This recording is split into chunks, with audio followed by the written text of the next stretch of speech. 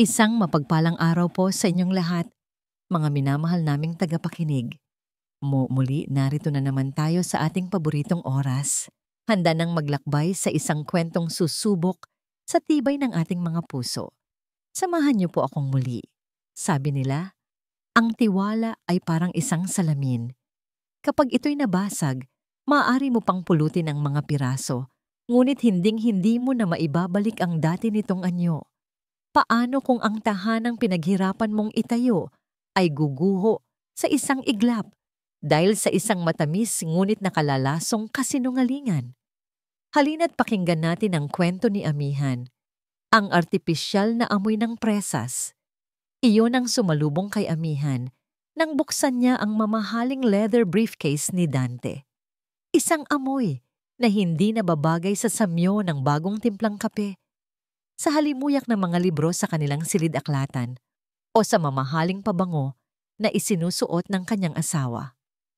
Isang amoy na mura, matamis, at para kay Amihan, kasuklam-suklam. Natigilan siya sa gitna ng pag-aayos. Ang mga dokumento ng Agila Holdings ay tila nanunuya mula sa kanilang folder. Sa ilalim ng mga ito, nakasiksik sa isang sulok, ay isang maliit at makintab na pulang kahon. Sa larawan nito, isang perpektong prutas ng strawberry. Tila nangaakit, tila nangungutya. Ang marangyang walk-in closet ng kanilang mansyon sa Villa Esmeralda ay binalot ng isang nakabibinging katahimikan. Sa labas, ang perpektong mundo nila ay nagpapatuloy. Ang tunog ng makinang pumuputol ng damo, ang banayad na paghampas ng hangin sa mga halaman. Ilang saglit pa lang ang nakalipas, naniniwala siyang bahagi siya ng perpektong mundong yon. Kaninang umaga lang, niyakap siya ni Dante mula sa likuran habang pinapanood siyang magtimpla ng kape. Isiniksik nito ang mukha sa kanyang leeg at bumulong, "You are the best part of my life, Ami. Everything I do for you." At siya sa loob ng 5 taon ay naniwala. Bawat salita, bawat haplos, bawat halik, tinanggap niya bilang sagradong katotohanan. Ngayon, habang nakatitig sa pulang kahon, ang mga alaala ay naging parang bubog na tumutusok sa kanyang puso. Nanginginig ang kamay na kinuha niya ang kahon. Ang puso niya ay tila tumigil sa pagtibok, napalitan ng isang mabigat at malamig na bato sa kanyang dibdib. Binuksan niya ito. 3 pakete dapat ang laman. 2 na lang ang natira. Naalala niya, 2 taon ng kanilang pagsasama. Isang gabing umuulan, sinubukan ni Dante na gamitin ito bilang sorpresa. Ngumiti siya at magalang na tumanggi. "Mahal, ayoko ng amoy. It feels so fake. Gusto ko, walang anuman sa pagitan natin." Tumawa si Dante noon, isang tawang umabot sa mga mata nito. "Of course, my love. Anything for you. I want nothing between us two." Isang kasinungalingan, isang napakagandang kasinungalingan. Hindi siya umiyak, walang luhang pumatak. Ang lahat ng emosyon ay tila nagyelo. Naging isang purong anyo ng galit na hindi pa niya naramdaman kailanman. Maingat niyang isinara ang kahon, ibinalik sa ilalim ng folder, at isinara ang briefcase. Walang bakas, tila walang nangyari. Pagkatapos, tumayo siya. Ang bawat hakbang niya palabas ng silid ay mabigat. Dinaanan niya ang kanilang sala na naliligo sa sikat ng araw, ang mga mamahaling muebles, ang mga litratong nakasabit sa dingding, lahat ng simbolo ng kanilang perpektong buhay. Ngunit wala siyang makita, kundi ang kasinungalingan sa likod ng lahat. Tinungo niya ang isang pinto sa dulo ng pasilyo, ang kanyang santuwaryo, ang kanyang personal na laboratorio.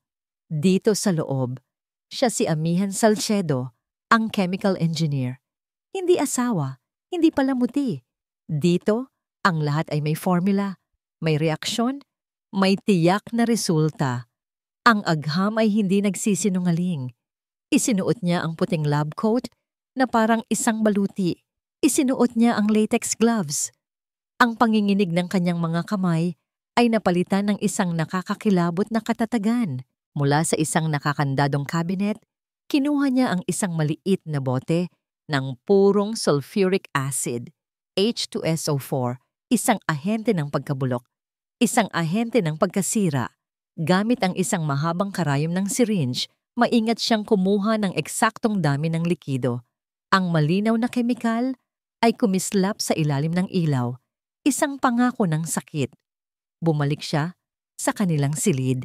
Dala ang syringe na tila isang patalim na nakatago sa kanyang bulsa.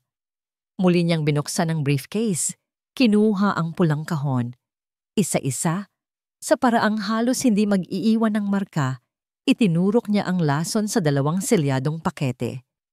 Ang kanyang ginagawa ay isang ritual, isang seremonya para sa pagkamatay ng kanyang pag-ibig. Nang matapos, ibinalik niya ang lahat sa dati. Perpekto. Ang babaeng minahal si Dante, nang walang hanggan ay tuluyan ng naglaho. Ang pumalit sa kanya ay isang estrangherong may malamig na determinasyon sa kanyang mga mata. Sakto, tumunog ang kanyang telepono. Pangalan ni Dante ang lumitaw sa screen. Huminga siya ng malalim. Hinugot ang boses mula sa isang lugar na hindi niya alam na meron siya. Isang boses na kalmado at normal. "Hello, mahal?" "Ami, my love?" Ang malambing na sagot mula sa kabilang linya. "Sorry, I have to work late tonight. May bigla ang meeting lang with a very important client. Babawi ako sa'yo bukas. I promise." "Okay, mahal," sagot niya. Ang bawat salita ay abo sa kanyang dila. "Mag-iingat ka." "I love you," sabi ni Dante. Puno ng kasinsiruhan na ngayon ay alam na niyang peke. At bago pa man siya makasagot, isang tunog ang narinig niya mula sa background ni Dante. Hindi ito ingay ng opisina o restaurant. Ito ay isang hagik-gik. Manipis, ngunit malinaw. Isang hagik-gik na kailanmay hindi niya maaaring makalimutan. Ang hagik-gik ni Luningning, ang nakababatang kapatid ng kanyang asawa. Hindi niya pinatay ang tawag. Dahan-dahan lang niyang ibinaba ang telepono sa kama. Naitakda na ang laro. Naitanim na ang lason. At ngayon, siya na ang maghihintay. 2:00 na ng madaling araw nang magising ang natutulog na demonyo sa loob ni Amihan. Hindi siya natulog. Naghihintay lang siya. Ang tawag na yon, mula sa isang numerong hindi rehistrado, ang hudyat na nagsimula. Na ang palabas. "Hello? Si Mrs. Reyes po ba ito? Mrs. ni Mr. Dante Reyes?" Tanong ng isang nagpapanik na boses sa kabilang linya. Isang nurse, marahil. Hinawakan ni Amihan ang kanyang lalamunan, pinilit gumawa ng garalgal na boses na tila kagigising lang. "Sa sino to?" "Ma'am, mula po ako sa St. Luke's Medical Center. Kailangan niyo na po pumunta rito. Ang asawa niyo po at si Miss Luningning Reyes. Nagkaroon po sila ng matinding aksidente." Aksidente. Ngumiti si Amihan sa dilim. Isang perpektong salita. "Ano? Anong nangyari? Papunta na ako." Sigaw niya, puno ng perpektong pagkataranta, bago ibagsak ang telepono. Sa loob ng 10 minuto, nakapagbihis siya. Walang makeup. Bahagyang ginulo ang buhok. Isang simpleng damit para magmukhang nagmamadaling umalis ng bahay. Bawat detalye ay kinakalkula. Habang nagmamaneho sa tahimik na mga kalsada ng Alabang, hindi takot o pag-aalala ang laman ng kanyang isip, kundi ang mga linya na dapat niyang bitawan. Iniensayo niya sa kanyang isipan ang bawat hikbi, bawat pagtatanong, bawat yugyog ng balikat. Pagdating niya sa emergency room, ang bumungad sa kanya ay ang ina ni Dante, si Senyora Elvira Reyes, na humahagulhol sa bisig ng isang security guard. Ang eksena ay perpekto. "Mama!" sigaw ni Amihan. Tumakbo papalapit na tila hirap na hirap ang mga tuhod. Niyakap niya ang kanyang biyenan. "Mama, anong nangyari? Nasaan si Dante?" "Amihan! Hija!" Lalong lumakas ang iyak ni Senyora Elvira. "Si Dante! Si Luningning! Diyos ko, hindi ko alam. May tumawag na lang, natagpuan daw sila sa isang hotel. Hirap na hirap huminga, may mga paso. Nagpanggap si amihan na nanlambot, napasalampak sa upuan. Ang muka ay nakasubsob sa mga palad. Huwag kang bibitaw sa pag-arte, amihan. Ito ang pinakamahalagang papel ng buhay mo. Lumapit ang isang doktor na may seryosong mukha. Mrs. Reyes, mabilis na tumayo si amihan. Ako po. Kumusta na po ang asawa ko? We managed to stabilize both of them, but they sustained severe, second to third degree chemical burns. Ginagawa namin ang lahat ng aming makakaya. Ang boses ng doktor ay kalmado, ngunit may bahid ng pagkalito. Ang ipinagtataka namin, we can't identify the accelerant. It's not typical fire burns. Mukhang isang napakatapang na corrosive agent ang sanhi. May alam ba kayong posibleng? Umiling si amihan. Ang mga luha ay malayang dumadaloy sa kanyang pisngi. Mga luhang hindi para sa kalalakihan kundi para sa kanyang sarili, sa babaeng nawala. Wala po akong alam. Engineer po ang asawa ko pero wala naman siyang hinahawakang kemikal sa pagkakaalam ko.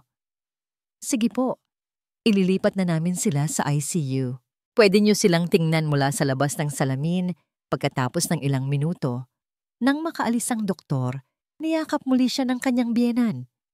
Ngunit sa pagkakataong ito, habang nakasandal ang ulo ng matanda sa kanyang balikat, ang mga mata ni amihan ay nanatiling bukas, malamig, at walang anumang emosyon. Tanging ang malamig na kasiyahan ng isang siyentipikong nagtagumpay sa kanyang eksperimento. Matapos ang tila walang katapusang paghihintay, pinayagan silang sumilip sa intensive care unit. Magkahiwalay na kwarto, parehong nakakabit sa napakaraming makina na tumutunog sa isang nakakabinging ritmo. Una niyang tiningnan si Luningning. Ang magandang mukha nito, na laging may matamis na ngiti, ay natatakpan ng makapal na benda. Ang mga braso nito ay sunog. Kahit sa likod ng salamin, naamoy niya ang antiseptic na amoy ng pagkasira. Walang awa. Walang kahit katiting na habag. Pagkatapos, ang silid ni Dante, ang kanyang makisig na asawa, ang lalaking pinangakuan niya ng habang buhay. Nakahiga ito. Walang malay. Ang katawan ay halos balot na rin ng benda. Ang mga makinang sumusukat sa pintig ng kanyang puso ay umuugong ng mahina. Tinitigan niya ito, hinahanap ang kahit anong bakas ng pagmamahal na minsan niyang naramdaman. Pero wala. Ang nakikita lang niya ay isang kasinungalingan, isang halimaw, at ang bunga ng kanyang ganti. The doctor said the damage is permanent. Bulong ng doktor na lumapit sa kanya.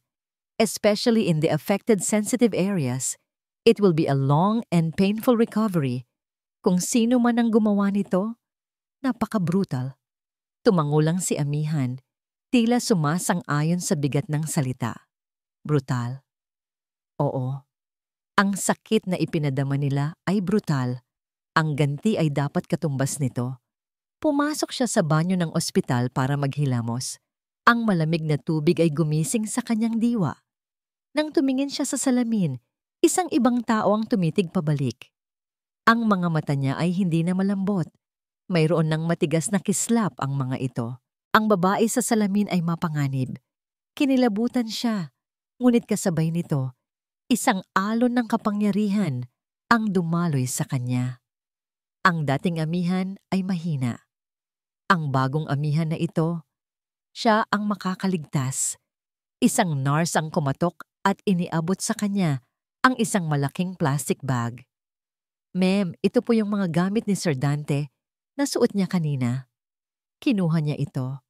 Sa loob ng isang maliit na cubicle, sinimulan niyang halongkatin ang mga gamit. Isang mamahaling relo, ang kanyang wedding ring na ngayon ay tila isang sumpa ang kanyang wallet. At habang kinukuha niya ang mga credit card mula sa pitaka, may dalawang bagay na nalaglag. Hindi ito pera. Ang una ay isang maliit at kakaibang susi na may nakaukit na numero. Isang susi na hindi para sa kanilang bahay o sa kahit anong sasakyan nila. Ang pangalawa ay isang kapirasong papel na maingat na nakatupi.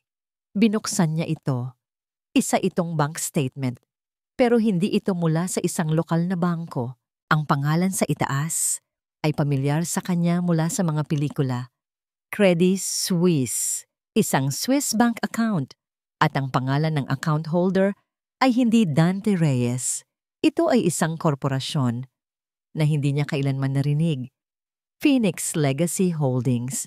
Ang balanse sa ilalim ng statement ay nagpatigil sa kanyang paghinga. Napakaraming zero, halos hindi niya mabilang.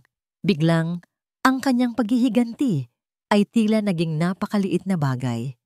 Ang laso ng presas ay simula pa lamang pala. Ang butas ng kuneho ay mas malalim at mas madilim kaysa sa kanyang inaakala. Ang Villa Esmeralda ay hindi na isang tahanan. Isa na itong malaking hawla na gawa sa mga kasinungalingan. Pagka-uwi mula sa ospital, hindi nagpahinga si Amihan. Ang pagod ay napalitan ng isang mapanganib na enerhiya. Ang susi at ang bank statement ay parang mga baga na nagliliyab sa kanyang bulsa. Hindi siya pwedeng maghintay. Ngayong lahat ay abala sa trahedya. Ngayong lahat ay naaawa sa kaawa-awang asawa. Ito ang perpektong pagkakataon. Walang maghihinala. Hating gabi. Habang ang buong syudad ay natutulog, minamaneho ni Amihan ang kanyang sasakyan patungo sa puso ng Makati. Ang Aguila Holdings Tower ay isang dambuhalang tore ng bakal at salamin. Isang monumento sa kapangyarihan ni Dante. Isang kapangyarihang, ngayon ay alam na niya, ninakaw. Good evening, Ma'am Ami. Bati ng security guard sa lobby, puno ng pag-aalala ang mukha. Kumusta na po si Sir Dante? Nabalitaan po namin. He's stable now, Mang Tony. Thank you. Sagot ni Amihan. Ang kanyang boses ay perpektong may bahid ng kalungkutan. May kailangan lang akong kunin sa opisina niya para sa pamilya. Sige po, ma'am. Walang problema. Ang pagiging Mrs. Dante Reyes, ang titulong minsan niyang ipinagmalaki, ay isa na ngayong susi, isang kasangkapan. Ang pagsakay sa elevator paakyat sa penthouse office ay parang pag-akyat sa pugad ng isang halimaw. Bawat palapag na nadadaanan ay nagpapabigat sa hangin. Nang bumukas ang pinto ng elevator, ang bumungad sa kanya ay ang katahimikan. Ang malawak na opisina ni Dante ay naliligo sa liwanag ng syudad mula sa glass walls nito. Magara, imakulada, at puno ng mga sekreto. Saan magsisimula? Ang susi ay maliit, hindi para sa pinto.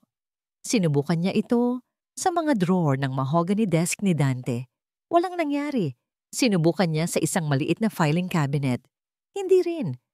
Pagkatapos, napako ang tingin niya sa isang malaking painting na nakasabit sa likod ng upuan ni Dante. Isa itong larawan ng Batanes, kung saan sila nag-honeymoon. Isang paalala ng isa pang matamis na kasinungalingan. May kung anong nagudyok sa kanya na lapitan ito. Maingat niyang sinuri ang gilid ng gintong frame.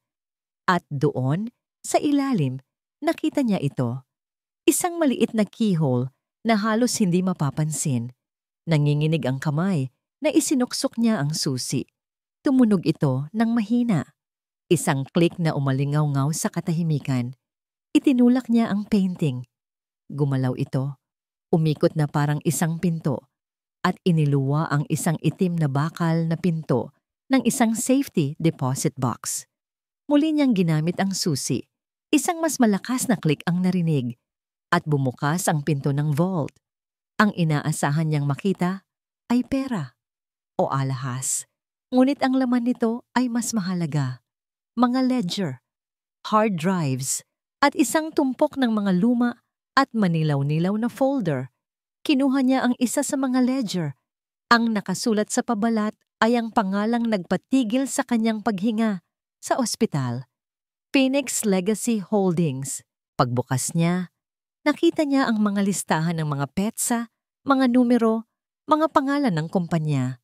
Milyon-milyong piso ang inililipat mula sa account ng Aguila Holdings patungo sa multong korporasyon na ito, na pagkatapos ay inililipat sa Swiss bank account. Hindi ito simpleng pagnanakaw. Ito ay isang sistematikong pag-ubos sa kumpanyang itinatag ng kanyang ama.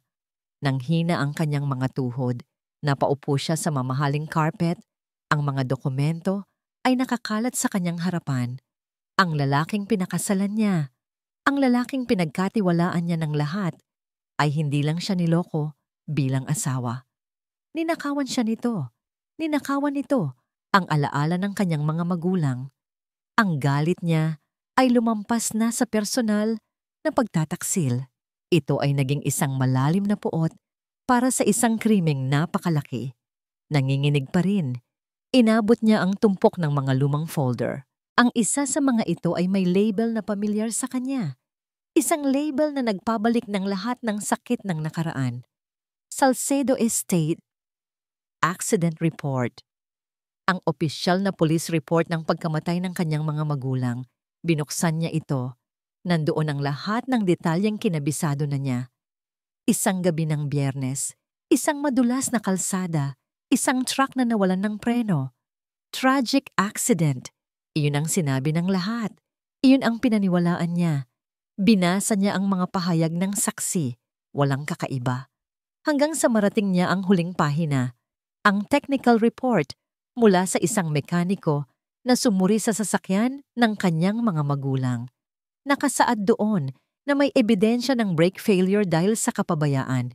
Iyon ang nagsara sa kaso. Pero ang pumukaw sa atensyon ni Amihan ay ang pirma sa ilalim ng ulat. Ang pirma ng mekaniko. Kilala niya ang sulat kamay na iyon. Ang bawat kurba, ang bawat eleganteng pag-ikot ng letra. Hindi iyon sulat kamay ng isang mekaniko. Iyon ay ang sulat kamay ni Dante. Isang malamig na takot. Mas matindi pa kaysa sa naramdaman niya kanina, ang gumapang sa kanyang buong katawan. Binalikan niya ang mga alaala. Si Dante noon ay junior executive pa lang sa kumpanya. Laging nandyan para sa kanya matapos ang aksidente. Ang kanyang balikat na iniyakan. Ang kanyang tagapagligtas. Hindi pala. Hindi iyon isang aksidente. Iyon ay isang pagpatay. At pinakasalan niya ang pumatay sa kanyang mga magulang. Ang buong buhay niya, ang pundasyon ng kanyang pagkatao ay gumuho sa isang iglap. Habang nakaupo siya roon sa sahig ng opisina ng demonyo, tulala at basag, biglang nag-vibrate ang kanyang telepono. Isang tunog na halos magpatalon sa kanya sa gulat. Kinuha niya ito. Isang mensahe mula sa isang numerong hindi niya kilala. Binuksan niya ito. Alam ko kung ano ang hinahanap mo. May iniwan para sa iyo ang tatay mo. Mag-ingat ka. May mga mata at tainga si Dante kahit saan. Ang mensahe ay kumikislap sa screen ng kanyang telepono, isang munting ilaw sa madilim na opisina. Hindi ito isang tanong. Ito ay isang utos. St. Joseph's Home for Children. Hanapin mo ang sinag na iniwan ng ama mo. Sinag. Isang pangalan. Isang sinag ng pag-asa sa gitna ng kadiliman na bumabalot sa kanya. Hindi na nag-isip si Amihan. Ang takot na nararamdaman niya ay napalitan ng isang desperadong pangangailangan na malaman ang katotohanan. Mabilis niyang inilagay ang pinakamahalagang dokumento, ang ledger ng Phoenix Legacy at ang pekeng accident report sa kanyang bag. Ang iba pa ay maingat niyang ibinalik sa vault. Bawat galaw niya ay mabilis ngunit tiyak. Ang St. Joseph's Home for Children ay nasa isang tahimik na distrito ng Quezon City, isang lumang gusali na napapalibutan ng matataas na pader. Ngunit sa loob ay puno ng buhay. Kahit hating gabi na, may mga ilaw pang nakabukas. Isang matandang madre na may mabait na mukha ang nagbukas ng pinto para sa kanya. Ano po ang maipaglilingkod ko sa inyo, Hija? Medyo gabi na.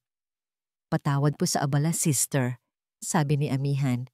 Hirap huminga. Ako po si Amihan Salcedo. Anak po ako ni Ricardo Salcedo. Ang pangalan ng kanyang ama ay nagdulot ng pagbabago sa mukha ng madre. Ang pagtataka ay napalitan ng pagkilala at isang malalim na kalungkutan. Pumasok ka, Hija. Matagal na naming hinihintay ang pagdating mo. Dinala siya ng madre sa isang maliit na opisina na amoy lumang papel at floor wax. Mula sa isang drawer, kinuha nito ang isang sobre. Bago pumanaw ang iyong ama, nag-iwan siya ng sulat para sa'yo. Ang bilin niya, ibigay lang namin ito sa'yo kapag personal kang pumarito. Nanginginig ang kamay na binuksan ni Amihan ang sulat. Ito ay sulat kamay ng kanyang ama. Amihan, anak ko, kung binabasa mo ito, ibig sabihin ay wala na ako. Patawarin mo ako sa mga lihim na hindi ko nasabi sa'yo. May mga bagay na ginawa ako para protektahan ka, para bigyan ka ng buhay na malayo sa gulo. Si Sinag, siya ang aking pinakamalaking pagkakamali. At kasabay nito, ang aking pinakamalaking biyaya. Kapatid mo siya, dugo ng dugo mo, alagaan mo siya para sa akin. Huwag mong hayaang madamay siya sa kasakiman na nakapalibot sa ating pamilya. Mahal na mahal kita, anak. Kapatid, may kapatid siya, isang buhay na alaala ng kanyang ama. Ang mga luha na hindi niya iniyak para kay Dante ay ngayon ay malayang dumaloy. Hindi na ito luha ng galit, kundi luha ng isang matinding pangungulila at isang bagong pag-asa. Nasaan po siya? Tanong ni Amihan sa madre. Ngumiti ang madre at dinala siya sa isang mahabang pasilyo patungo sa dormitoryo ng mga bata. Sa isang kama sa may bintana, isang batang lalaki, marahil mga 8 taong gulang, ang mahimbing na natutulog. Ang sinag ng buwan na tumatagos sa bintana ay nagbibigay liwanag sa kanyang mukha. Lumapit si Amihan. Ang mukha ng bata ay isang perpektong pinaghalong bersyon ng kanyang ama at ng isang babaeng hindi niya kilala. Pero ang mga mata nito, kahit nakapikit, alam niyang mata iyon ng kanyang ama. Dahan-dahan niyang hinaplos ang buhok nito. Sa paghaplos na yon, isang koneksyon ang nabuo. Isang piraso ng kanyang nawasak na puso ang tila muling nabuo. Sinag, bulong niya. Ito ang dahilan. Ito ang bagong dahilan para lumaban. Kinaumagahan, matapos ang ilang oras na pag-uusap sa mga namamahala, nakaupo si Amihan sa hardin ng ampunan, kasama si Sinag. Ang bata ay mahiyain, ngunit mayroon itong isang liwanag sa kanyang mga ngiti. Sa loob ng ilang oras na yon, nakalimutan ni Amihan ang lahat. Ang pagtataksil, ang pagpatay, ang galit. Ang tanging nakikita niya ay ang kanyang nakababatang kapatid. Naramdaman niya ang isang kaligayahang matagal na niyang hindi naramdaman. Ngunit ang kaligayahan ay panandalian lamang. Mukhang nagkakasayahan kayo. Ang boses na yon, malamig, pamilyar. Nagpayelo sa dugo ni Amihan. Dahan-dahan siyang lumingon. Nakatayo sa may tarangkahan ng hardin si Dante. Nakasuot ito ng isang mamahaling suit, ngunit bahagyang ika-ika itong maglakad. Sa gilid ng kanyang perpektong mukha, may isang bagong peklat, isang mapulang marka na gumagapang mula sa kanyang panga, isang permanenteng paalala ng ginawa ni Amihan. Ang mga mata niya ay walang emosyon, ngunit may isang nakakakilabot na kislap ng tagumpay sa mga ito. De Dante, paano kita nahanap? Tinapos niya ang kanyang tanong, isang mapanuyang ngiti ang sumilay sa kanyang mga labi. Lumapit siya, ang bawat hakbang ay tila isang babala. Ami, my dear Ami, akala mo ba meron kang maitatago sa akin? Matagal ko nang alam ang tungkol sa maliit na bastardo ng tatay mo. Napatayo si Amihan, automatikong itinago si Sinag sa kanyang likuran. Huwag mo siyang tatawaging ganyan at huwag kang lalapit. Huminto si Dante. Ilang talampakan ng layo. Hindi niya pinansin ang galit ni Amihan. Sa halip kinuha niya ang kanyang telepono. Ipinakita niya ang screen kay Amihan. Ang laman nito ay mga litrato. Mga litrato ni Sinag na kuha sa iba't ibang araw. Naglalaro ng basketball. Nagbabasa ng libro. Natutulog. Lahat ay kuha ng hindi nalalaman ng bata. Mga litratong patunay na matagal na siyang minamanmanan. He's a beautiful bargaining chip, don't you think? Sabi ni Dante sa isang mahinang boses na mas nakakatakot kaysa sa sigaw. Lahat ng ebidensyang hawak mo, lahat ng plano mo, wala nang silbi ang mga yan ngayon. Hayop ka! Sigaw ni Amihan. Ang boses ay basag na. Yes, I am. Walang pakialam na sagot ni Dante. Pero nasa iyo ang desisyon. Ituloy mo ang laban mo at sisirain ko ang buhay ng batang ito sa paraang hindi mo kailanman maiisip. Oh, ibigay mo sa akin ang lahat. Pirmahan mo ang lahat ng dokumentong ibibigay ko sa iyo at manahimik ka. Kapag ginawa mo yan, hindi ko siya gagalawin.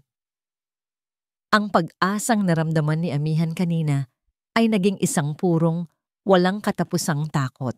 Nakatingin siya kay Dante, sa halimaw na minsan niyang minahal, at pagkatapos ay sa batang walang kamalay-malay na nakakapit sa kanyang damit. Ang kanyang bagong pag-asa ay siya na palang pinakamalaking kahinaan. Umalis si Dante. Iniwan si Amihan na nakatayo roon, nanginginig. Ang dating plano niya ng paghihiganti ay wala ng kwenta. Ang laban na ito ay hindi na tungkol sa nakaraan. Ito ay tungkol na sa buhay ng kanyang kapatid. Ang biyahe pabalik mula sa ampunan ay isang mahabang paglalakbay sa impyerno. Bawat metro na inilalayo niya kay Sinag ay parang isang karayom na tumutusok sa kanyang puso. Ang matamis na tagumpay ng kanyang paghihiganti ay naging abo sa kanyang bibig, napalitan ng mapait na lasa ng takot. Pagdating sa Villa Esmeralda, ang katahimikan ng mansyon ay tila sumisigaw sa kanya. Ito ang hawlang ginto na itinayo ni Dante sa paligid niya. Ang bawat mamahaling gamit, bawat larawan nilang magkasama ay isang paalala ng kanyang katangahan. Umupo siya sa sahig ng kanyang opisina, ang mga dokumentong ninakaw niya mula sa vault ni Dante ay nakakalat sa kanyang harapan. Ang ledger ng Phoenix Legacy, ang peking accident report, ang mga ito dapat ang kanyang mga sandata. Ngunit ngayon, ang mga ito ay walang silbi. Anong laban ng mga papel na ito sa buhay ng isang inosenteng bata? Saglit, pumasok sa isip niyang tumakas. Kunin si Sinag at magtago sa isang malayong probinsya, sa isang lugar na hindi sila matatagpuan ni Dante. Ngunit mabilis din niyang iwinaksi ang ideya. Kilala niya si Dante. Ang mga galamay nito ay mahahaba. Ang kapangyarihan nito ay malawak. Hindi sila makakatakas. Habang buhay silang magtatago. Habang buhay silang matatakot. Hindi iyon ang buhay na nararapat para kay Sinag. Kailangan niya ng tulong. Ngunit kanino? Ang misteryosong nag-text sa kanya ay hindi niya kilala. Ang mga pulis? Paano niya ipapaliwanag ang lahat nang hindi idinidiin ang sarili niya? Pagkatapos, isang pangalan ang pumasok sa kanyang isip. Isang mukha. Ang mukha ng isang taong nire-respeto ng kanyang ama. Isang taong itinuring niyang parang pangalawang ama. Attorney Solomon De Castro. Ang matalik na kaibigan at abogado ng kanyang ama. Ang taong tumulong sa kanya sa lahat ng legal na proseso matapos ang aksidente. Siya ang tanging pag-asa niya. Kinabukasan, maaga siyang nagpunta sa opisina nito sa Makati. Ang law firm ni Attorney De Castro ay nasa isang gusaling nagpapakita ng karangalan at tradisyon. Ang opisina nito sa loob ay amoy ng lumang libro at mamahaling katad. Sa pader, nakasabit ang isang malaking litrato, ang kanyang ama at si Attorney De Castro, masaya, noong kasagsagan ng tagumpay ng Aguila Holdings. Hija, Amihan, bati ni Attorney De Castro, ang kanyang malaking katawan ay nagpakita ng mainit na pagtanggap. Niyakap siya nito. Nabalitaan ko ang nangyari kay Dante, isang malaking trahedya. Kumusta ka? Kumusta siya? Okay na po siya, tito. Sagot ni Amihan, pinipilit ngumiti. Ginamit niya ang tawag na matagal na niyang hindi ginagamit para iparamdam ang kanilang pagiging malapit. Mabuti naman kung ganoon, sabi nito, umupo sa kanyang malaking silya. Pero base sa itsura mo, hindi lang yun ang ipinunta mo rito. Anong problema, anak? Huminga ng malalim si Amihan. Inilabas niya mula sa kanyang bag ang ledger ng Phoenix Legacy. Maingat. Hindi niya inilabas ang accident report. Masyadong mapanganib. Kailangan muna niyang subukan ng tubig. Tito, may natagpuan po ako sa mga gamit ni Dante. Simula niya, isang ledger para sa isang kumpanyang hindi ko kilala. At base sa mga nakasulat dito, mukhang may malaking perang inilalabas mula sa Aguila Holdings. Ipinakita niya ang mga dokumento. Sumeryoso ang mukha ni Atty. De Castro. Isinuot nito ang kanyang salamin at sinuri ang bawat pahina. Ang katahimikan sa pagitan nila ay halos nakakabingi. Pagkatapos ng ilang minuto, inalis nito ang kanyang salamin at bumuntong hininga. Mas masahol pa ito sa inaakala ko, sabi nito sa isang mababang boses, puno ng pag-aalala. Amihan, kailangan nating mag-ingat. Alam kong mahal mo si Dante, pero kung totoo ito, nasa malaking problema siya. At dahil asawa ka niya, maaari kang madamay. Tumango si Amihan, nagpapakita ng perpektong pag-aalala ng isang asawa. Ano po ang dapat kong gawin, Tito? Gusto ko lang pong protektahan ang kumpanya. Ang legacy ni Papa. Ngumiti si Atty. De Castro, isang ngiting tila nagbibigay ng kapanatagan. Nandito lang ako, Hija. Ako ang bahala. Ang unang hakbang ay huwag kang gagawa ng kahit anong biglaan. Huwag mong kukomprontahin si Dante. Hayaan mong imbestigahan ko ito ng tahimik. We need to gather more evidence. We need to be smart about this. Ang mga salita nito ay parang gamot sa naghihirap na kaluluwa ni Amihan. Sa wakas, may kakampi na siya. Sa wakas, hindi na siya nag-iisa. Salamat po, Tito. Maraming salamat po. Sabi niya, ang boses ay puno ng sinserong pasasalamat. Walang anuman, anak. It's my duty to protect you and your father's memory. Nang paalis na siya, habang kinukuha ang kanyang bag, sinadya niyang mahulog ito. Ang mga laman ay kumalat sa sahig. Nako, pasensya na po, sabi niya. Dali-daling pinulot ang mga gamit. Hayaan mo na, ako na, sabi ng abogado. Tinutulungan siyang magpulot. Sa gitna ng pagmamadali, isang ballpen, isang mamahalin, kulay silver na ballpen, ang naiwan sa ilalim ng mesa ni Atty. De Castro. Hindi niya ito napansin. Nagpasalamat siyang muli at mabilis na umalis. Paglabas niya ng gusali, isang alon ng ginhawa ang bumalot sa kanya. Ngunit sa ilalim ng ginhawang iyon, may isang maliit at malamig na tinig na bumubulong. Isang bagong instinct na ipinanganak mula sa pagtataksil. Masyadong naging madali. Masyado siyang naging kalmado.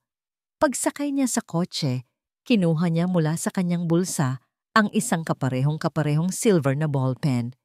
Pindot niya ang isang maliit na butones sa gilid nito at sa screen ng kanyang telepono, isang app ang bumukas. Isang audio feed. Live. Mula sa ballpen na naiwan niya sa opisina ng pinagkakatiwalaan niyang abogado, ang lumang Amihan ay magtitiwala ng buong puso. Ang bagong Amihan, natutunan na niya ang leksyon sa pinakamasakit na paraan. Ang pagtitiwala ay kailangan munang patunayan. Ipinark ni Amihan ang kanyang sasakyan sa isang madilim na sulok ng isang parking lot, malayo sa mga ilaw ng kalsada. Ang puso niya ay kumakabog ng bahagya, isang halo ng kaba at pag-asa. Kailangan niyang marinig, kailangan niyang malaman kung ang pundasyong inaasahan niyang masasandalan ay tunay ngang matatag. Isinaksak niya ang wireless earphone sa kanyang tainga. Sa screen ng kanyang telepono, binuksan niya ang audio feed mula sa silver na ballpen. Sa simula, tanging kaluskos lang ng mga papel ang kanyang naririnig. At ang mahinang pag-ubo ni Atty. De Castro, lumipas ang ilang minuto. Nagsimula ng mag-alinlangan si Amihan. Baka mali siya ng hinala. Baka pinangunahan lang siya ng kanyang takot at paranoia. At bigla, narinig niya ito. Ang pamilyar na tunog ng pag-dial sa telepono. Isang click. At pagkatapos, isang boses na nagpayelo sa dugo sa kanyang mga ugat. Sol, kamusta? Ang boses ni Dante, kalmado, makapangyarihan, parang walang nangyari. Sumagot ang boses ni Atwing Mori, De Castro, ang boses na kanina lang ay puno ng pag-aalala para sa kanya. Ngunit ngayon ay puno ng pagkasunurin. Dante, pumunta siya rito, gaya ng inaasahan natin. And she took the bait, hook, line, and sinker. May bahid ng pagmamalaki sa boses ng abogado. Dala niya ang ledger ng Phoenix Legacy. Kinagat niya ang pain na ibinigay mo. Isang isda na lumalangoy diretso sa ating lambat. Nabitawan ni Amihan ang manibela. Ang hangin ay tila ninakaw mula sa kanyang mga baga. Lambat? Isda. Ganoon lang ang tingin nila sa kanya. Nagpatuloy si Dante. May iba pa ba siyang ipinakita? The accident report perhaps? Wala pa, sagot ni De Castro. Pero nandoon na tayo. She trusts me completely now. She sees me as her savior. Konting panahon pa, Dante, at isusuko niya sa akin ang lahat. Huwag kang mag-alala. Ako ang bahala sa anak ng matalik kong kaibigan. Ang huling mga salita ay binitawan ng may halong panunuya. Isang tawa ang narinig niya mula kay Dante. Isang malamig at walang kaluluwang tawa. Magaling, Sol. Magaling. Just make sure you get everything before she does something stupid. Alam mo na ang gagawin sa bata kung sakali. Understood. Click. Namatay ang linya. Ngunit ang mga salita ay paulit-ulit na umalingaw-ngaw sa isipan ni Amihan. Ang anak ng matalik kong kaibigan. Ang pagtataksil ay isang matalim na punyal na ibinaon sa kanyang likod, at si Attorney De Castro ang humawak nito. Ipinagpatuloy ang ginawa ni Dante, at siniguradong tumagos ito hanggang sa kanyang puso. Ang huling sinulid ng pag-asa na kanyang kinakapitan ay naputol. Wala na. Wala nang natira. Ang mundo niya ay hindi lang gumuho. Hindi pala ito kailanman naging totoo. Ang lahat ng tao sa paligid niya ay mga aktor sa isang malaking dula na isinulat ni Dante. At siya ang bida na walang kamalay-malay. Hindi niya namalayang nagmamaneho na pala siya. Walang tiyak na direksyon. Ang mga ilaw ng syudad ay naging mga pahid ng kulay sa kanyang paningin na puno ng luha. Huminto lang siya nang makita ang isang pamilyar na pangalan. Kalinaw, Cafe, Kapayapaan. Isang malaking kabalintunaan. Pumasok siya sa loob. Isang multo sa gitna ng mga taong nagtatawanan at nag-uusap. Umupo siya sa isang mesa sa may bintana. Tinitingnan ang pagpatak ng ulan sa salamin. Umorder siya ng kape na hindi niya ininom. Ang lamig sa labas ay walang-wala kumpara sa lamig sa loob ng kanyang puso. Ito na ba ang katapusan? Paano siya lalaban kung ang taong inaasahan niyang magiging sandata niya ay siya palang kanang kamay ng kanyang kalaban? Bumalik sa isip niya ang mukha ni Sinag, ang mga mata nitong puno ng tiwala, ang ngiti nitong nagbibigay liwanag. Ipinangako niya sa sarili na poprotektahan niya ito. Ngunit paano? Ang pagtakas. Iyon na lang ang natitirang pag-asa. Kunin si Sinag at maglaho na parang bula. Magtago habang buhay. Iyon ay mas mabuti kaysa hayaan siyang masira ng isang demonyong katulad ni Dante. Oo, iyon na lang ang gagawin niya. Susuko na siya. Masyadong malaki ang kalaban. Masyado siyang nag-iisa. Habang nakatitig siya sa kawalan, ang kanyang kape ay tuluyan ng lumamig. Nawalan na siya ng pag-asa. Isang anino ang tumigil sa kanyang tabi. Isang binatang waiter, marahil ay hindi pa lumalampas ng 20 anyos. May dala itong isang baso ng tubig at isang piraso ng tissue. Ma'am, okay lang po kayo? Mahinang tanong nito. Hindi sumagot si Amihan. Maingat na inilapag ng waiter ang baso ng tubig at ang tissue sa kanyang mesa. Ngunit bago ito umalis, bahagya itong yumuko.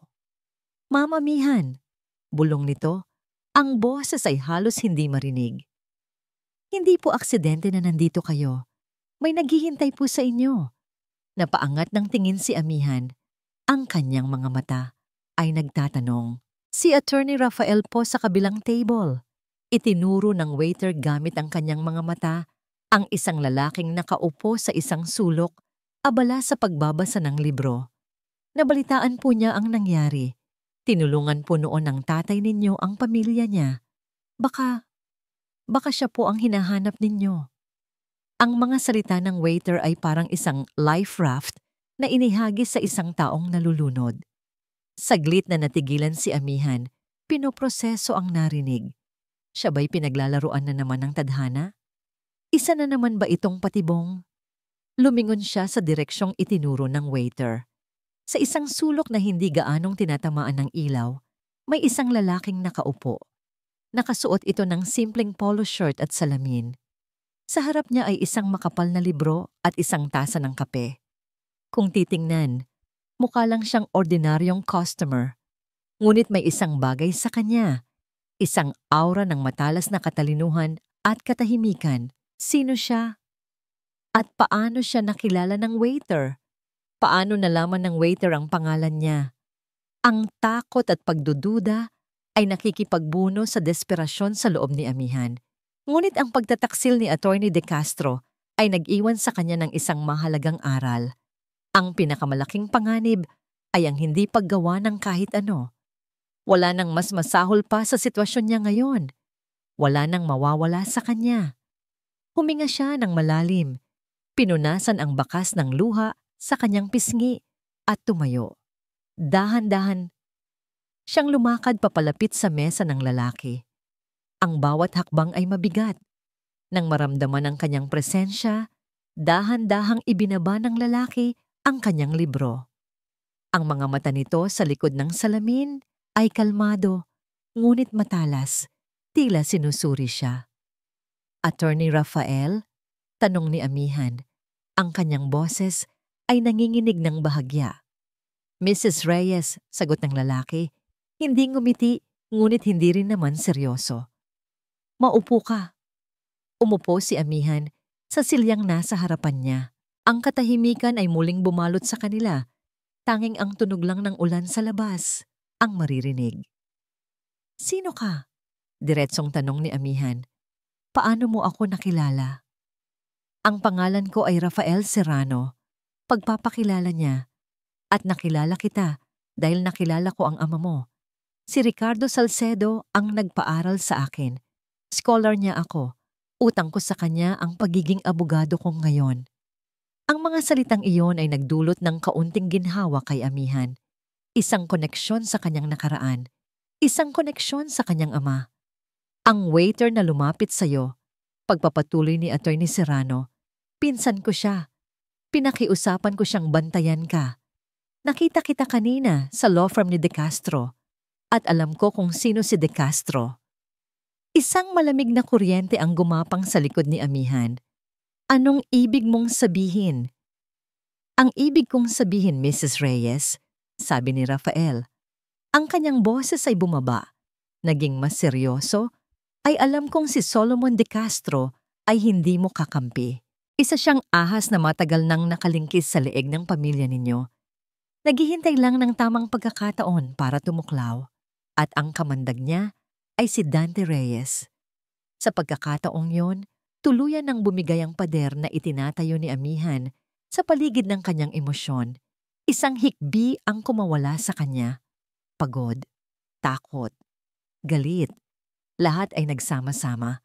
Sa harap ng estrangherong ito, sa unang pagkakataon, ipinakita niya ang kanyang kahinaan. Hindi nagsalita si Attorney Serrano. Hinayaan lang niya si amihan na ilabas ang lahat. Hinintay niya itong kumalma. Nang sa wakas ay tumahan si amihan, kinuha niya mula sa kanyang bag ang mga dokumento, ang ledger, ang pekeng accident report, at sa pagkakataong ito, isinama niya ang kopya ng sulat ng kanyang ama at ang bank statement mula sa Switzerland. Inilatag niya ang lahat sa mesa.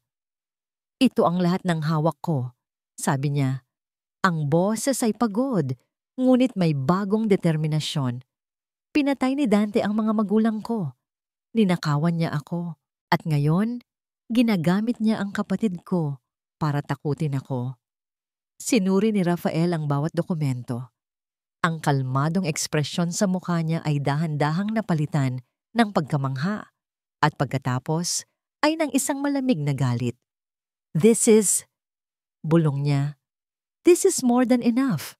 Ito ang katibayan ng murder, economic sabotage at syndicated estafa. Pero tama ka, hindi ito sapat para labanan ng isang taong kayang gamitin ng isang bata bilang panangga. Kaya anong gagawin natin? Tanong ni Amihan.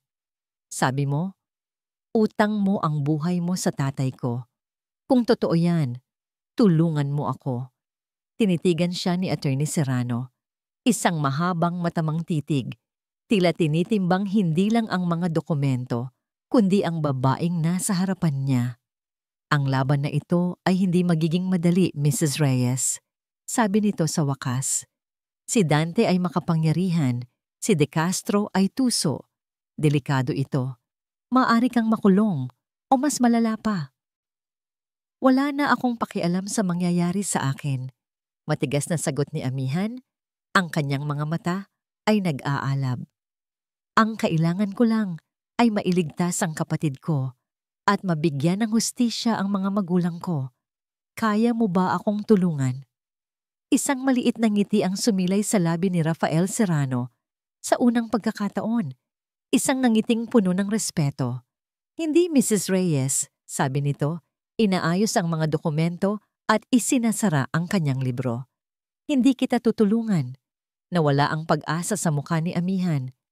Dahil hindi ito simpleng pagtulong lang, pagpapatuloy ni Attorney Serrano, tumayo at inilahad ang kanyang kamay.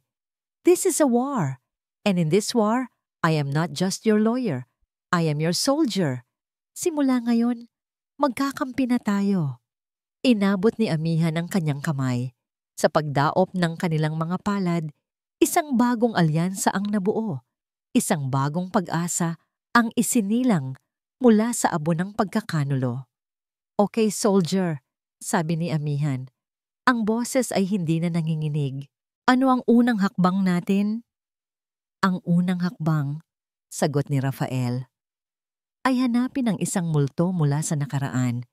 May isang butas sa kwento ni Dante, isang saksi sa aksidente ng mga magulang mo. Ayon sa mga record, patay na siya. Pero sa pagkakaalam ko, ang mga multo, minsan ay natatakot lang magpakita. Ang biyahe patungo sa probinsya ng Sorsogon ay isang paglalakbay pabalik sa panahon. Iniwan nila ang sementadong gubat ng Maynila at pumasok sa isang mundong puno ng alikabok, ng mga puno ng niyog na sumasayaw sa hangin at ng isang kahirapang sinusubukang itago ng luntiang tanawin. Ginamit nila ang isang luma at hindi markadong sasakyan, isa sa maraming pag-iingat na ginawa ni Rafael. Mang Nestor Jimenez, iyon ang pangalan niya, sabi ni Rafael habang tinitingnan ang isang lumang litrato. Siya ang family driver ng mga Salcedo, ang tanging empleyado na kasama ng mga magulang mo sa sasakyan ilang oras bago ang aksidente. Nag-resign siya 1 linggo pagkatapos ng libing. Bigla na lang naglaho. Tumango si Amihan, ang mga mata niya ay nakatuon sa daan.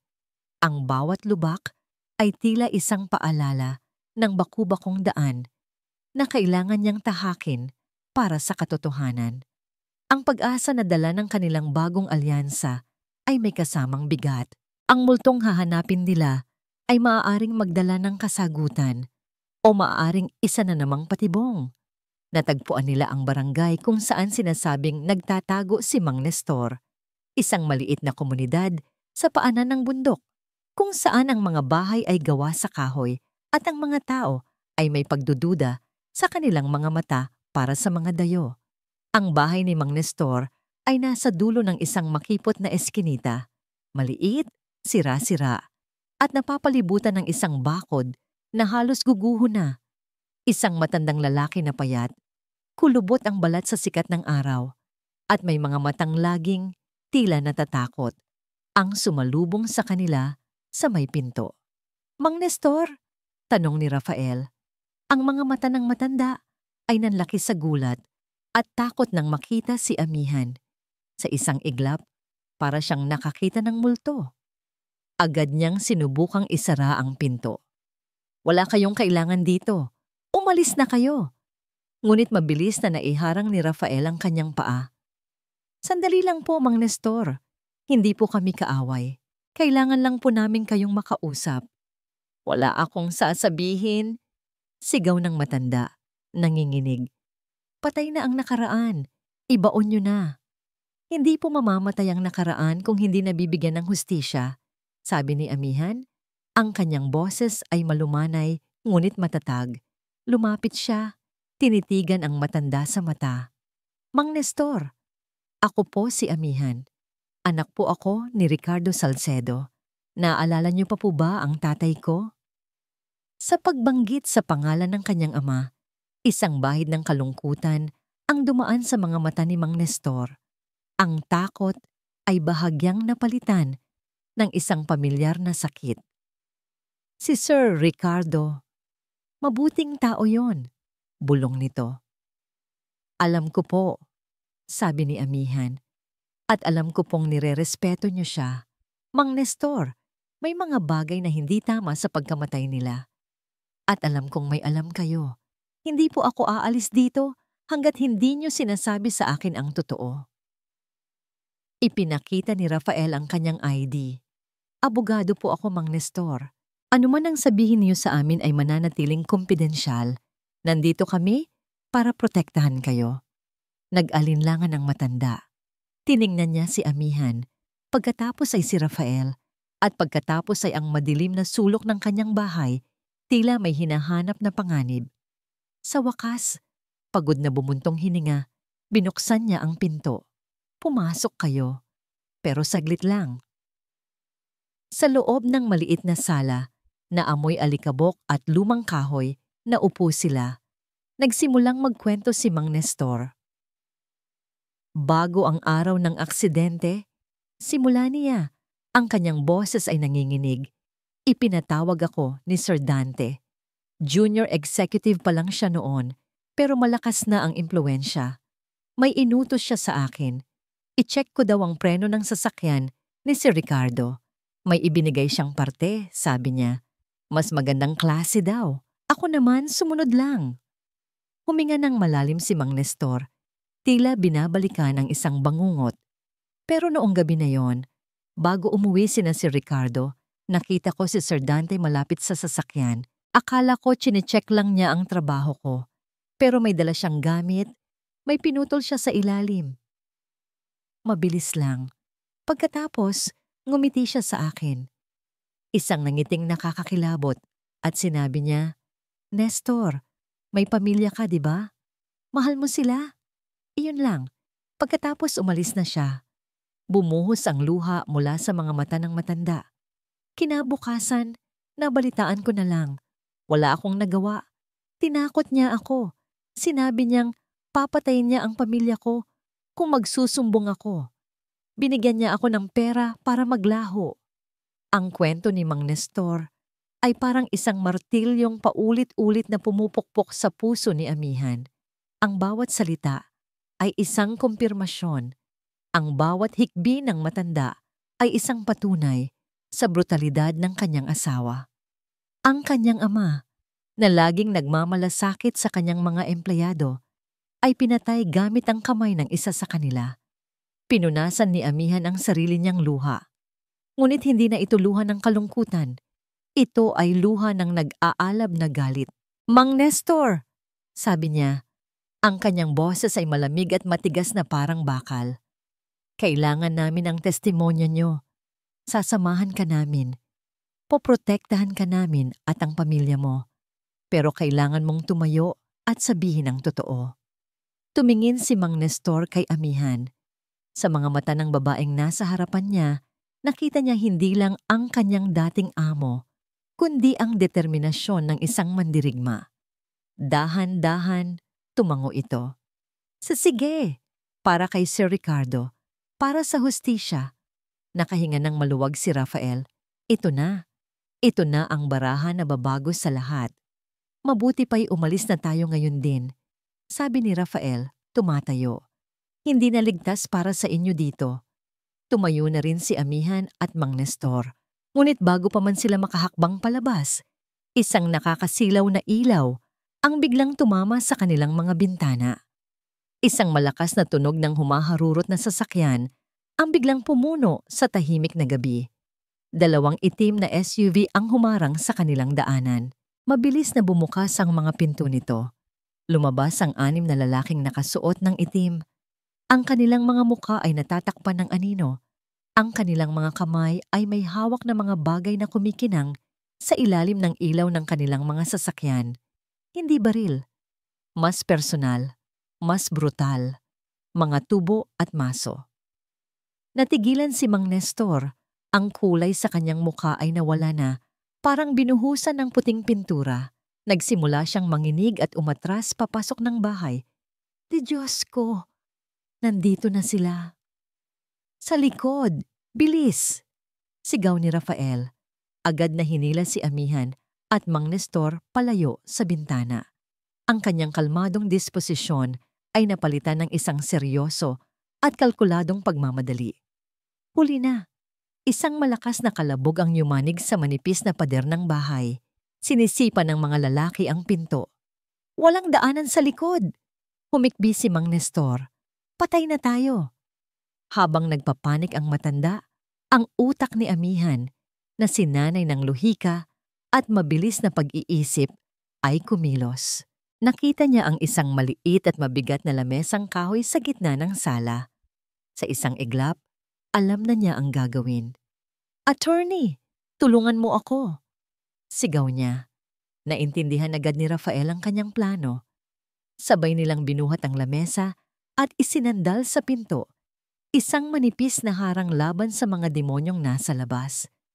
Sa susunod na kalabog, ang pinto ay bumigay. Ngunit napigilan ito ng nakaharang na lamesa. Nagbigay ito sa kanila ng ilang segundo.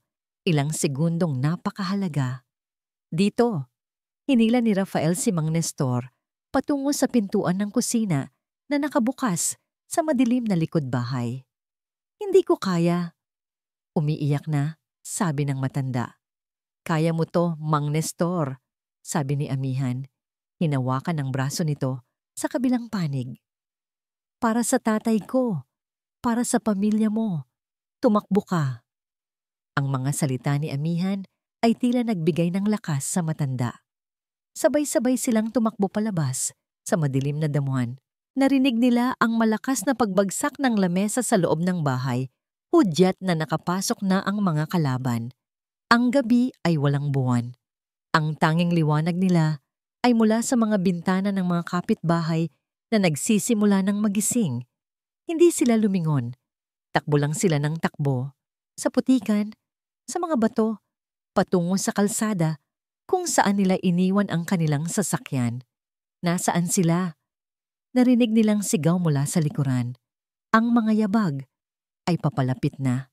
Naaninag na nila ang kanilang sasakyan. Kinuha ni Rafael ang susi mula sa kanyang bulsa. Nanginginig ang kamay na sinubukan niyang ipasok ito sa susian. 1 beses, 2 beses, ayaw pumasok. Bilis! Bulong ni Amihan. Ang mga mata ay nakatuon sa eskinita kung saan sila nanggaling. Anumang oras, lalabas na ang mga anino. Click! Bumukas ang pinto. Mabilis silang pumasok, itinulak si Mang Nestor sa likod.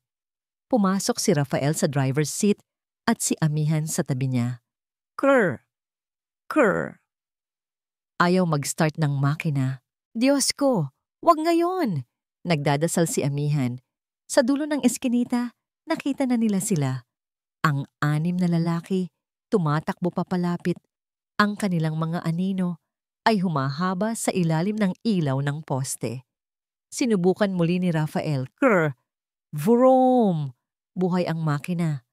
Walang pag-aaksaya ng oras, tinapakan ni Rafael ang silinyador. Umikot ang mga gulong sa putik bago kumapit sa lupa. Humagibis sila paalis.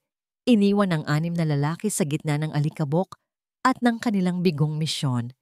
Sa loob ng sasakyan, tanging ang tunog lang ng kanilang mabibigat na paghinga ang maririnig.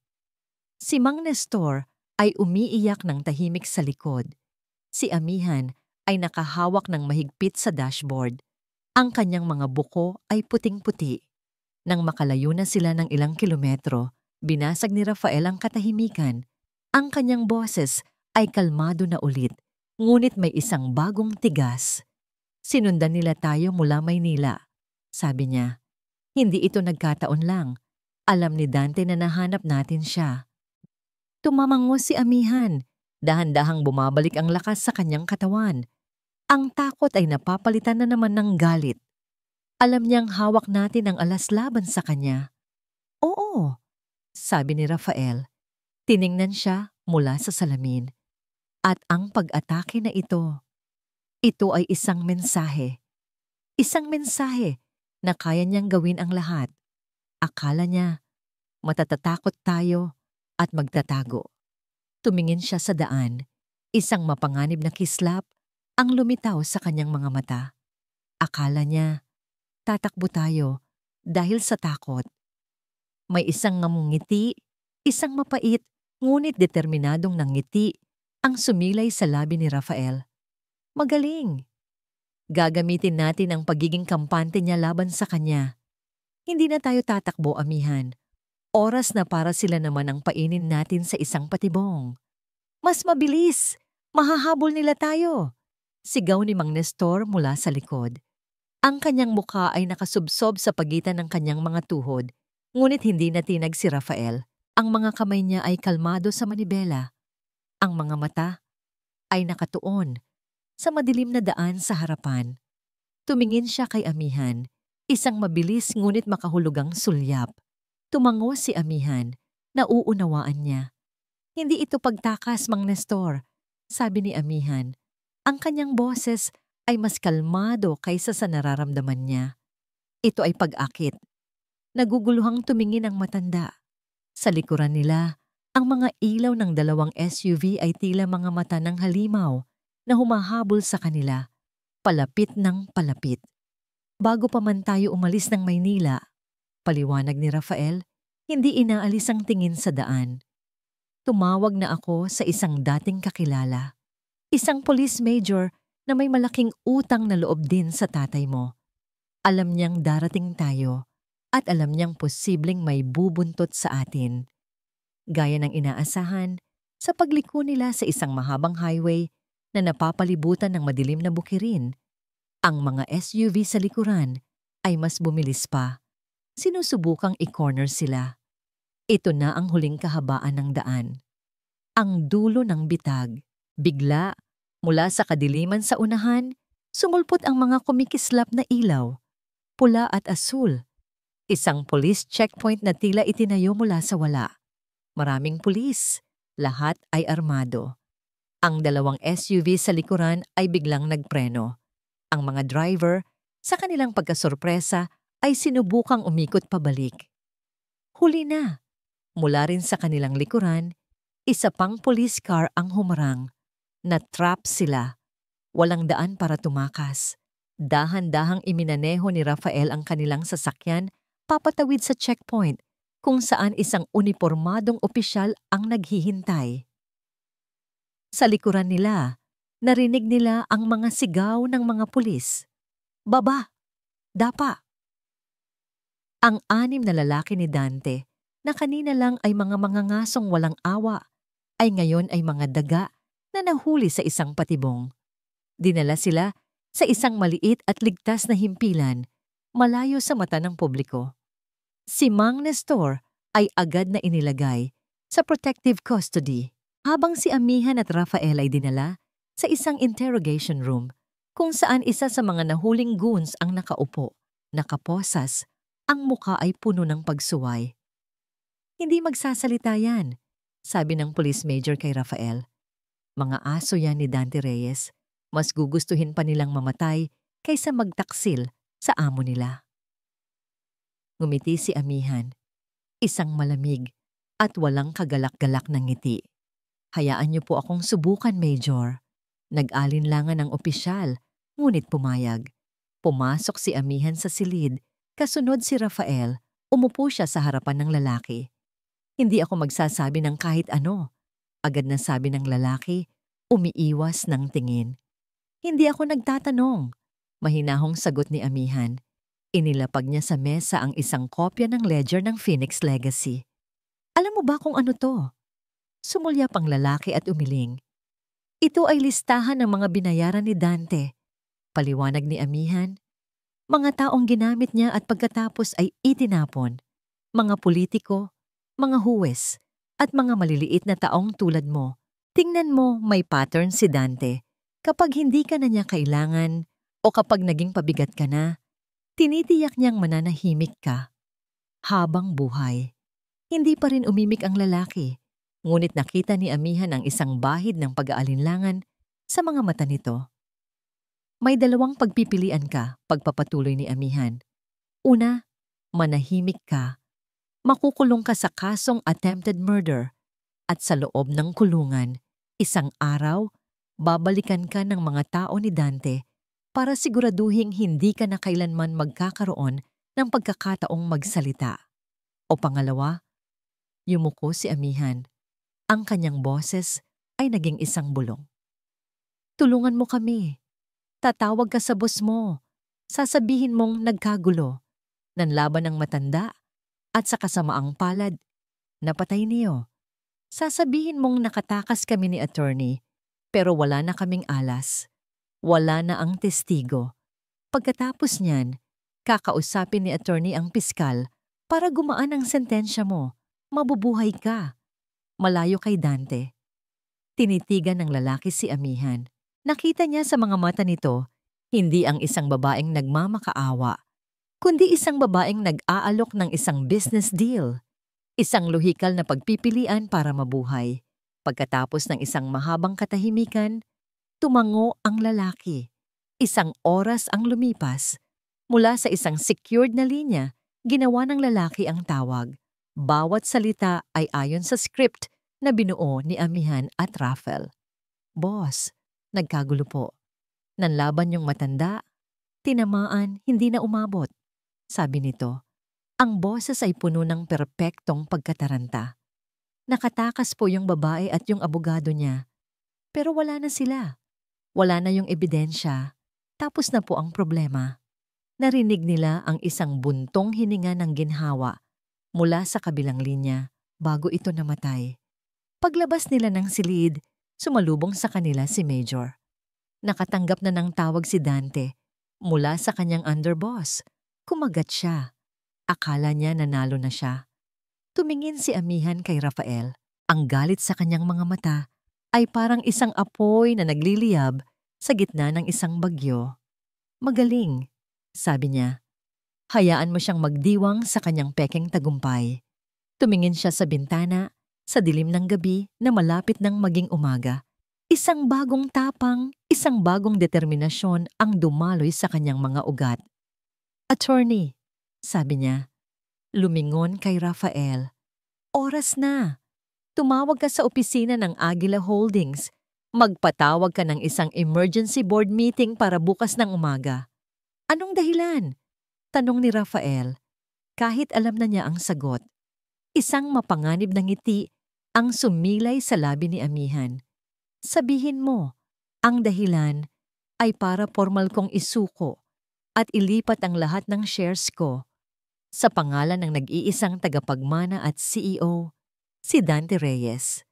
Ang boardroom ng Aguila Holdings ay nasa pinakatuktok ng tore, isang silid na gawa sa salamin at bakal na tila lumulutang sa ibabaw ng syudad. Dito nagaganap ang pinakamahahalagang desisyon. Dito isinasara ang mga deal na nagkakahalaga ng bilyon-bilyon. At ngayon, dito magaganap ang huling pagtutuos. Pumasok si Dante Reyes na parang isang hari na nagbabalik sa kanyang trono.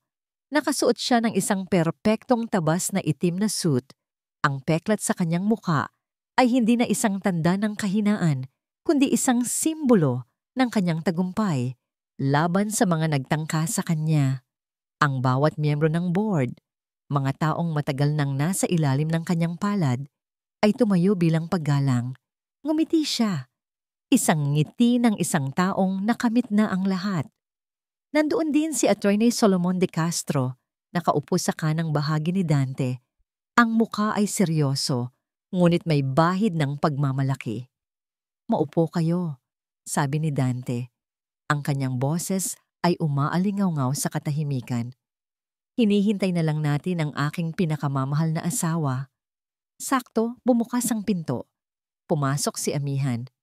Kung inaasahan nilang makita ang isang babaeng wasak, isang babaeng talunan, nagkamali sila.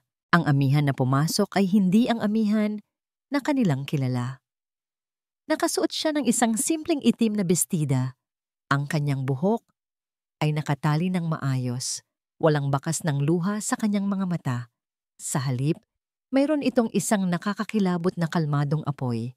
Naglalakad siya ng may kumpiyansa. Ang bawat hakbang ay tiyak at may bigat. Sa likod niya, kasunod si Attorney ni Rafael Serrano. Bitbit ang isang leather briefcase. Umupo si amihan sa kabilang dulo ng mahabang mesa, diretsong nakatingin sa mga mata ni Dante. "Ami, my love." Simula ni Dante, ang kanyang boses ay puno ng pekeng pag-aalala. "I'm glad you came to your senses. This is for the best. Para sa kumpanya. Para sa atin." Hindi sumagot si amihan. Ibinigay niya lang ang isang senyas kay Rafael. "Mr. Reyes, members of the board," sabi ni Rafael. Tumayo at binuksan ang kanyang briefcase. Bago pirmahan ni Mrs. Reyes ang anumang dokumento, mayroon lamang siyang isang maikling presentasyon na nais ipakita sa inyo. Nagtawanan ang ilang miyembro ng board. Sumimangot si Dante. "Wala na tayong oras. Para sa mga walang kwentang bagay, ibigay niyo na ang mga papel." "Isang video lang po ito," pagpupumilit ni Rafael. Bilang paggalang sa nag-iisang anak ng nagtatag ng kumpanyang ito. Walang nagawa si Dante. Pumayag siya, isang iritadong tango. Isinaksak ni Rafael ang isang flash drive sa malaking screen sa likod ng boardroom. Ang unang lumabas sa screen ay ang mukha ni Mang Nestor Jimenez. Pagod, takot, ngunit determinado. "Ang pangalan ko po ay Nestor Jimenez." Nawala ang ngiti sa mukha ni Dante. Ang kanyang mga mata ay nanlaki. Tumingin siya kay amihan, isang tinging puno ng pagbabanta at pagkalito. Ngumiti lang si amihan sa kanya. Ikinuwento ni Mang Nestor ang lahat. Mula sa utos ni Dante, napalitan ang parte ng preno. Sa pagputol nito sa brake line, hanggang sa pananakot sa kanyang pamilya. Pagkatapos ng testimonya ni Mang Nestor, isa pang video ang lumabas. Isang itim na screen, tanging audio lang. "She took the bait." Hook, line, and sinker. Ang boses ni Attorney De Castro. Ang buong pag-uusap nila ni Dante sa telepono. Ang kanilang plano na kunin ang lahat mula kay amihan. Ang mga miyembro ng board ay hindi na makagalaw sa kanilang mga upuan. Ang kanilang mga mukha ay puno ng gulat at takot. Si Attorney De Castro ay namutla na parang isang bangkay. "Anong kalokohan ito?" sigaw ni Dante. Tumayo. "Gawa-gawa lang yan. Isang desperadong pagtatangka ng isang taksil na asawa." "Taksil?" tanong ni amihan. Tumayo rin. Ito ang unang pagkakataon na nagsalita siya. Ang kanyang boses ay hindi malakas. Ngunit tumagos ito sa bawat sulok ng silid. "Sino sa atin ang taksil, Dante? Ang babaeng minahal ka ng buong puso o ang lalaking pumatay sa kanyang biyenan para manakaw ang kanilang kumpanya?" Sa hudyat na yon, biglang bumukas ang mga pinto ng boardroom. Ngunit hindi mga security guard ang pumasok, mga pulis. Sa pangunguna ng police major na tumulong sa kanila. "Dante Reyes, Solomon De Castro, inaaresto kayo sa salang murder, syndicated estafa at attempted murder." Deklara ng major. Ang kanyang boses ay walang bahid ng pag-aalinlangan. Nagsimulang magwala si Dante. "Hindi niyo ako pwedeng galawin. Hindi niyo alam kung sino ako." Habang sinusubukan siyang posasan ng mga pulis, ang mga mata ni Dante ay nakatuon lamang kay amihan. Ang pagiging kampante niya ay napalitan ng isang purong walang hanggang puot. Nilapitan siya ni amihan, dahan-dahan, kalmado. Habang hawak siya ng mga pulis, tumingala siya sa mukha ng babaeng winasak niya. "Tapos ka na," bulong ni amihan. Sapat lang para marinig niya. "Wala ka ng kapangyarihan dito. Ang lahat ng pinaghirapan mong nakawin, babawiin ko." Yumuko siya ng mas malapit. "At itong peklat sa mukha mo, hayaan mong maging paalala yan araw-araw na minsan, minahal ka ng isang babaeng kaya ka sanang bigyan ng mundo. Pero pinili mong sirain siya at ngayon, siya ang sisira sa'yo." Hinila na ng mga pulis si Dante palabas ng silid. Sumisigaw, nagbabanta. Ngunit ang kanyang mga salita ay wala ng bigat. Naiwan si amihan sa boardroom, nakatayo sa dulo ng mesa. Ang mga miyembro ng board ay nakatingin sa kanya, hindi na bilang asawa ni Dante, kundi bilang anak ni Ricardo Salcedo.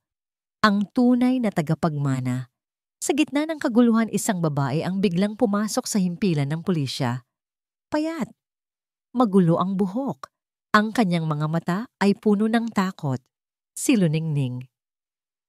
"Gusto ko pong maging state witness," sabi niya sa desk officer, nanginginig.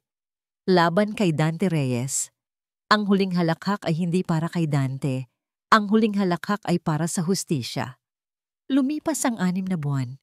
6 na buwan ng mga paglilitis na gumimbal sa mundo ng negosyo, ng mga headline na sumira sa pangalan ng mga Reyes at ng mabagal ngunit tiyak na pagbangon ng katotohanan. Ang testimonya ni Mang Nestor na sinuportahan ng mga dokumentong nakalap ni amihan ay naging matibay na pundasyon ng kaso. Ngunit ang nagdiin sa huling pako sa kabaong ni Dante ay ang pagtatapat ni Luningning. Sa takot na madamay, isinalaysay niya ang lahat. Ang pagnanasa ni Dante sa kapangyarihan, ang pagplano nito sa pagpatay, ang paggamit nito sa kanya bilang kasangkapan. Habang buhay na pagkabilanggo para kay Dante Reyes, mahabang sentensya para kay Solomon de Castro, at isang mas magaan na parusa para kay Luningning kapalit ng kanyang kooperasyon. Ang hustisya, bagamat masakit at mabagal, ay nagwagi. Ang Agila Holdings ay nalinis. Sa ilalim ng bagong pamumuno ni Amihan Salcedo, ang kumpanya ay unti-unting bumabangon mula sa abo ng eskandalo. Ngunit ang tunay na tagumpay para kay amihan ay hindi naganap sa loob ng korte o ng boardroom. Nag-umpisa ito sa isang mainit na hapon sa labas ng pamilyar na tarangkahan ng St. Joseph's Home for Children.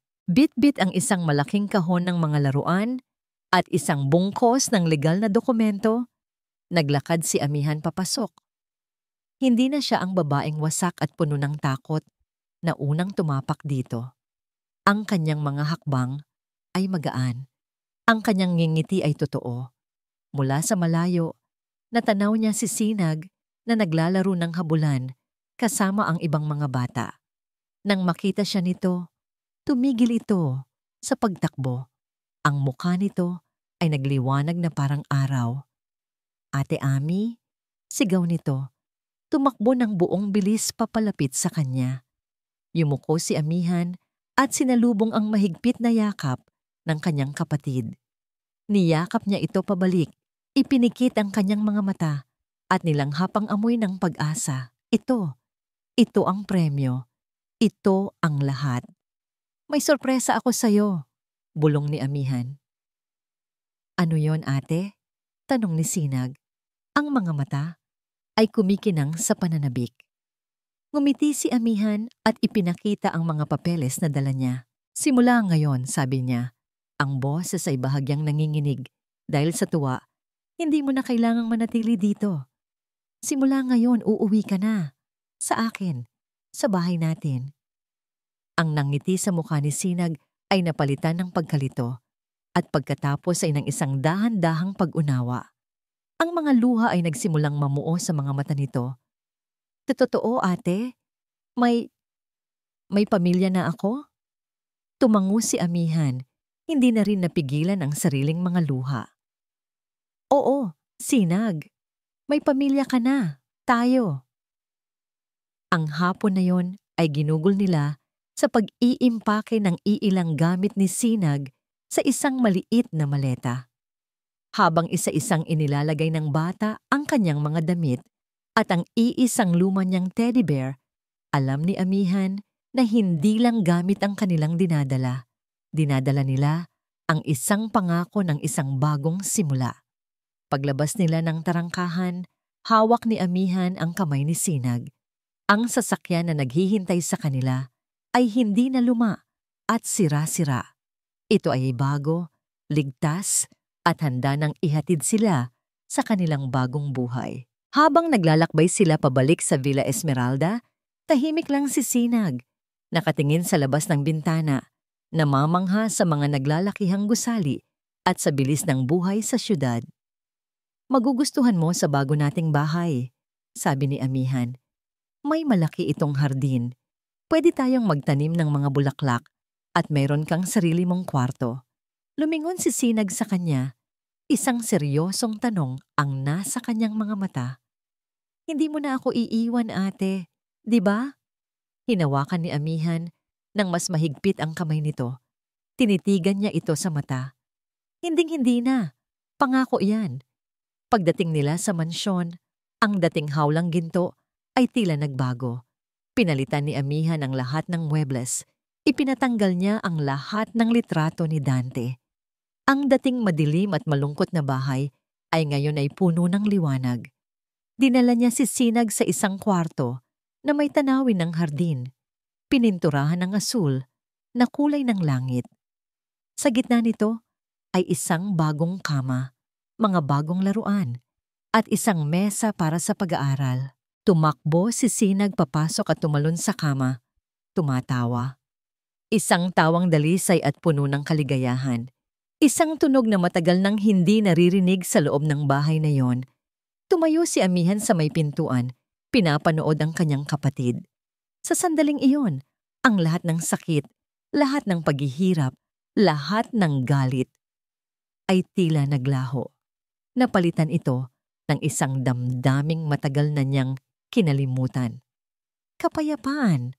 Ngunit bago matapos ang araw, isang sulat ang dumating para sa kanya. Dala ng kanyang abogado. Ang selyo sa labas ay mula sa Bureau of Corrections, isang sulat mula sa bilangguan, isang sulat mula kay Dante. Ang gabi ay payapa. Nakaupo si Amihan sa sala, sa harap ng nagliliyab na apoy sa fireplace.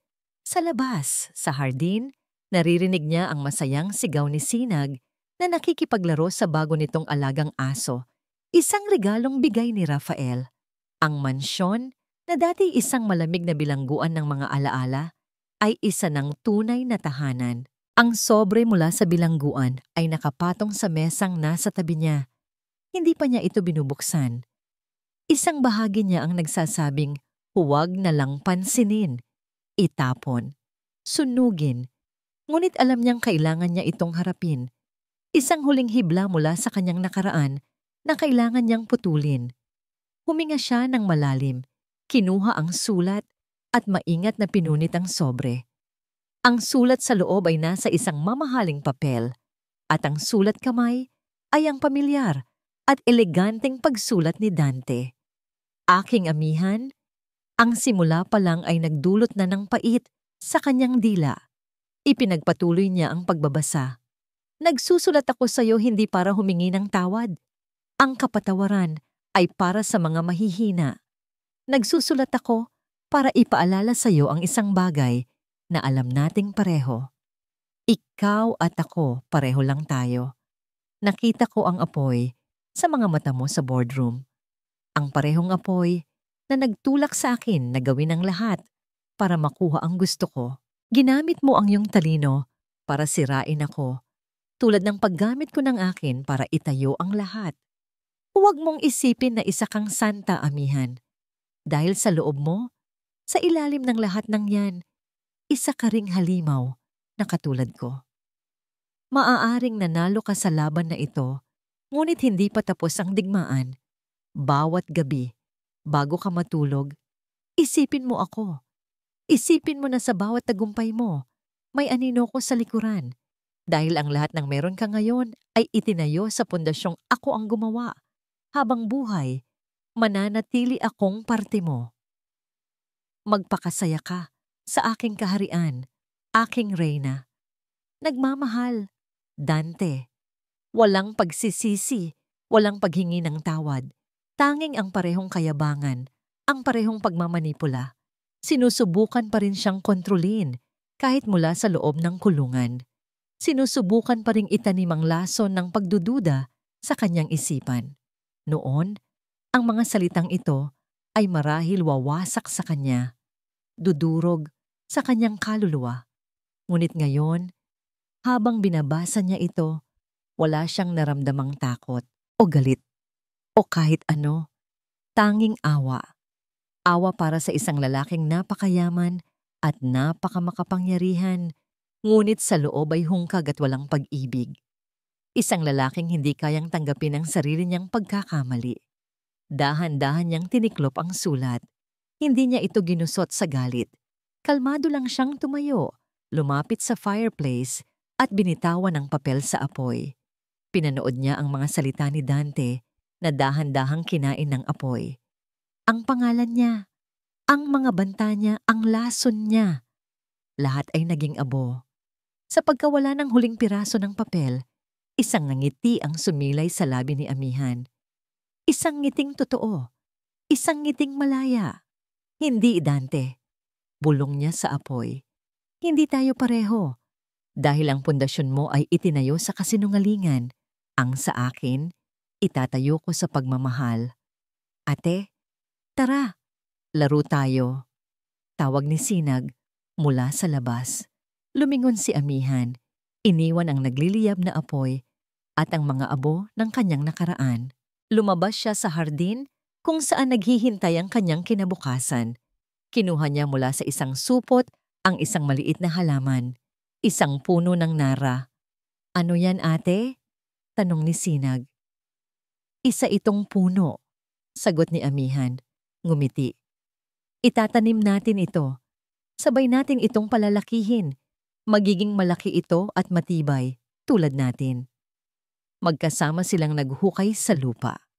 Ang kanilang mga kamay, parehong may bahid ng lupa. Magkasama nilang itinanim ang puno. Magkasama nilang diniligan. Habang nakatayo sila roon, sa ilalim ng papalubog na araw, tiningnan ni Amihan ang kanyang bagong mundo, ang kanyang kapatid, ang kanilang tahanan, ang punong nagsisimula palang tumubo. Huminga siya ng malalim. Ang hangin ay sariwa. Ang hangin ay malinis. Ang hangin ay ang banayad at mapagpalang Amihan na naghuhudyat ng isang bagong simula. Malaya na siya. At dito po nagtatapos ang paglalakbay ni Amihan. Isang paglalakbay mula sa bangin ng pagtataksil patungo sa liwanag ng matarungang pagbangon. Mga minamahal naming taga-subaybay, sa kaibuturan ng aking puso, marami pong salamat sa inyong pagiging kasama sa bawat pahina, sa bawat yugto ng kwentong ito. Ang inyong pakikinig ang nagbigay buhay sa bawat salita, sa bawat emosyon na pinilit kong iparamdam sa inyo. Bilang inyong manunulat, ang pagsulat ng Ang Lason ng Presas ay hindi lamang isang simpleng pagbuo ng mga salita. Ito ay isang paglalakbay din para sa akin. Habang isinusulat ko ang bawat paghihirap ni Amihan, ang bawat pagtataksil na kanyang naranasan, at ang kanyang matinding pagbabago, naramdaman ko ang bigat ng bawat desisyon. Ninais kong ipakita sa inyo na kahit gaano kahirap ang unos, kahit gaano kadilim ang gabi, mayroon pa ring pag-asa. Na ang tunay na lakas ay hindi nakikita sa kung gaano tayo kalaki manakit, kundi sa kung gaano tayo kalaki magmahal at kung paano tayo bumabangon mula sa mga sugat. Ang kwentong ito ay higit pa sa isang simpleng paghihiganti. Ito ay tungkol sa paghahanap ng sarili, sa pagtuklas ng kapangyarihan sa loob natin na hindi natin alam na mayroon pala tayo. Ito ay tungkol sa pagmamahal sa pamilya na naging sandata at kalasag. Naway ang kwento ni Amihan ay magsilbing paalala na ang katotohanan ay laging mananaig at ang pag-ibig sa tunay nitong anyo ay makakahanap ng paraan para umusbong kahit sa pinakamadilim na lupa. Sana po ay naantig kayo ng kwentong ito. Sana po ay meron kayong napulot na aral at inspirasyon. Ano po ang pinakapaborito ninyong bahagi? Ano po ang pinakamasakit na eksena para sa inyo? Naramdaman niyo rin po ba ang galit, ang takot, at ang kapayapaan ni Amihan? Ibahagi po ninyo ang inyong mga saloobin sa comment section. Ang inyong mga kaisipan at damdamin ay mahalaga sa amin at makakatulong ito sa pagbuo ng aming mga susunod na istorya. Muli, maraming salamat po sa inyong mainit na pagtanggap at patuloy na suporta. Hanggang sa muli daw nating pagkikita at paglalakbay sa mundo ng mga kwento.